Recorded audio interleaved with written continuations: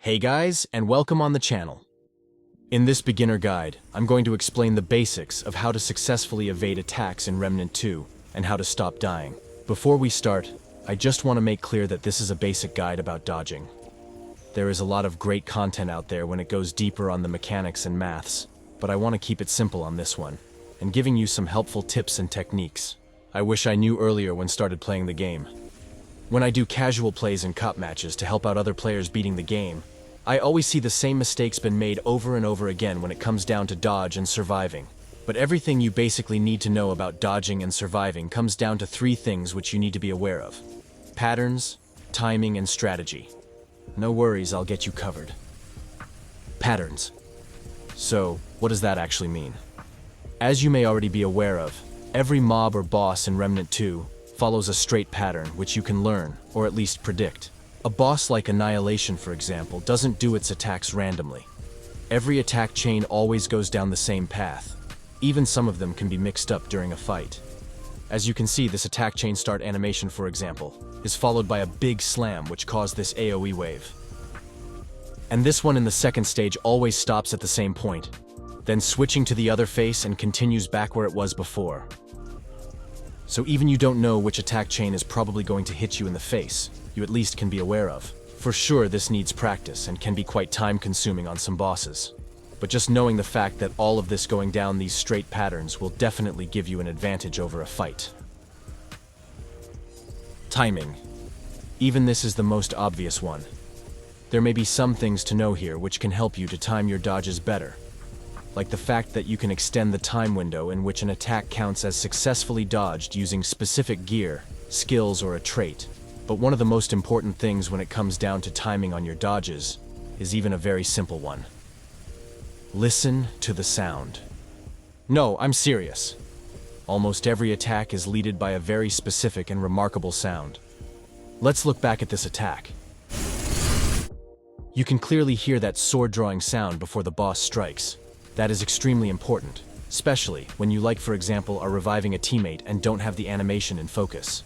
As number one tip here, turn down the music volume to a minimum or even mute it entirely. This will help you to be aware of an incoming attack before it even happens. While you still mastering your dodging skill, or you even want to get that little extra save my ass room, there are three major things in Remnant 2 you can consider. The untouchable trait. This will extend the time frame on which you can dodge from an attack. Pretty straightforward. The better you are at this, the less you need it, of course. This trait will be unlocked as soon you reach level 10 with your Invader class. The Ring of Diversity. This ring, as far as I understood it, does quite a different thing. It will extend the invulnerability time while already in a dodging animation. As you maybe already know, even you are dodging, you still can get hit while in the animation. As for example, when you did it too early and the attack smashes you while already trying to dodge away. Void Cloak. This invader skill can be very useful, but also dangerous at the same time. For sure, it will protect you for a certain amount of time of being smacked around, but it can be hard to recognize when the skill duration is over, and you could probably find yourself back at the World Stone sooner than you wanted. For sure, there are a lot more options here, but as stated at the beginning, this is just a basic guide. Strategy. This is almost all about your build and playstyle to encounter a boss. Even there are some pretty decent all-round builds out there which work in most cases. Adjusting your gear and playstyle depending on the boss is probably the better option. A very fast boss like the Ravager, for example, will need you to choose gear which makes it possible to escape the Howl phase, where the boss shreds everything in a wide area.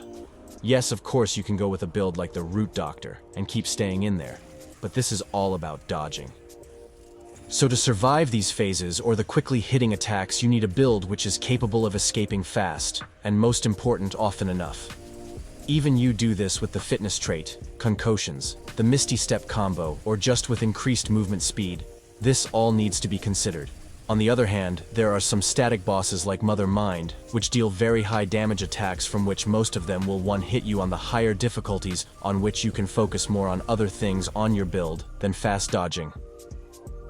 Furthermore, the diversity of the bosses in Remnant 2 is very big. So you definitely should be aware of what a boss is capable of and that your loadout is ready for it.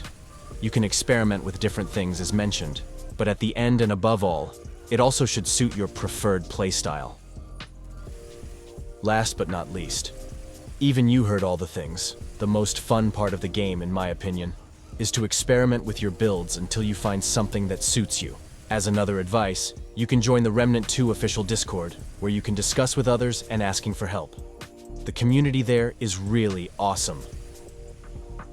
So, I hope you guys enjoyed the video, and if you have any questions or thoughts, let me know in the comments. Consider dropping a like or smashing that subscribe button if you want to see more of this. Cheers.